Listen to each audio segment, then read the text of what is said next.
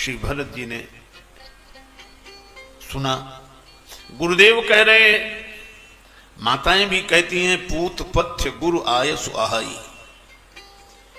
परिजन मंत्री भी कहते हैं, कीजिए गुरु आयसु अवश्य तहाई सचिव कर जोरी। पर सबकी बात श्री भरत जी ने सुनी, लेकिन अपने से बड़ों की बात का अगर विरोध न करना हो तो उसका भी उपाय है। विरोध करना हो तो उपाय है। आप ऐसे सोचें, किसी के घर आया मेहमान, गृह स्वामी ने कहा कि कुछ खा पी कर जाओ, तो बोला देर हो जाएगी, तो कहा हम जलपान बाजार से मंगवा देते, खा कर जाओ। उसने अपने बेटे को 10 रुपए दिए कि बाजार से गरम गरम जलेबी ले आओ। बेटा गया, जलेबी बना रहा था मिठाई बनाने वाला, तो उसने जैसे ही कढ़ाई से जलेबी निकाली और दूसरी कढ़ाई में डालने लगा, बेटा बोला ये क्या गड़बड़ी करते हो? पिताजी ने कहा था जैसे ही कढ़ाई से निकले वैसे ही ले आना।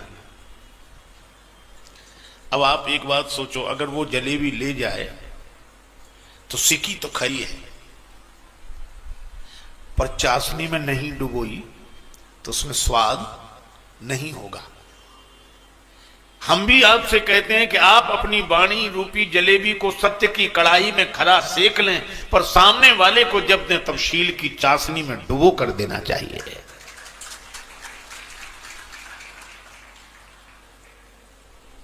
ऐसा तो नहीं कि कहता तो वो भले की लेकिन बुरी तरह।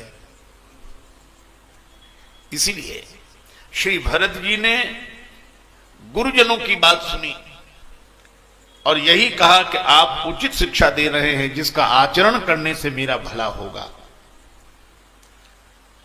यह सुनकर सब प्रसन्न हो गए। लेकिन श्री भरत जी उसके बाद कहते हैं कि मेरी विनती सुन लीजिए। देखे बिनु रघुनाथ पद जिए के जरन न जाए। मुझे यह पद नहीं चाहिए। गुरुजी बोले पद नहीं चाहिए? हाँ गुरुदेव। क्या तुम पद के त्यागी हो? नहीं गुरुजी, मैं तो पद का लोभी हूं।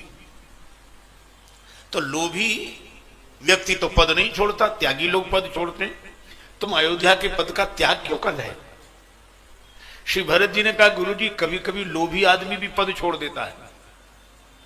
कब किसी लोभी को बड़ा पद मिल जाए तो छोटा पद छोड़ देता है। मान लो आज किसी को 2000 का नोट दिखाया जाए और उसके पास 100 रुपए हों और कोई कहे कि 2000 का नोट मिलेगा, ये 100 रुपए गिराओ, तो तुरंत गिरा देगा कि नहीं? तो 100 रुपए का त्यागी है कि 2000 के नोट का लोभी है? वो त्याग भी लोभ के कारण है। तो कभी कभी लोभी आदमी भी पद छोड़ता है। गुरुजी ने कहा कि अयोध्या के राज्य पद से भी कोई बड़ा पद है? भरत जी बोले हाँ गुरुदेव है। कौन सा? का देखे बिनु रघुनाथ पद जिए के जरन न जाए। राम जी के पद कमल हैं 2 और अयोध्या का राज्य पद है 1। गुरुजी जिसे 2-2 पद मिल रहे हों, वो एक पद के चक्कर में काहे को पड़ेगा? अब आप देखो, यह लोभ ही है। छोटा पद नहीं चाहिए, बड़ा पद चाहिए। एक महात्मा के पास एक सज्जन गए, महाराज आप बड़े त्यागी हो, आप बड़े त्यागी हो, आप बड़े त्यागी हो, आपसे बड़ा कोई त्यागी नहीं। महात्मा बार बार मना करे कि रहने दे भैया, राम राम कर, सीता राम कर। नहीं नहीं, आप बड़े त्यागी। तो जब महात्मा परेशान हो गए तो महात्मा ने उसी के सामने हाथ जोड़े, सिर झुकाया, बोले हम त्यागी, तुम महात्यागी, तुमसे बड़ा त्यागी तो कोई है ही नहीं। अब वो कहे हम कैसे त्यागी? महात्मा बोले तो हम कैसे त्यागी? का आपने परमात्मा के लिए जगत छोड़ दिया।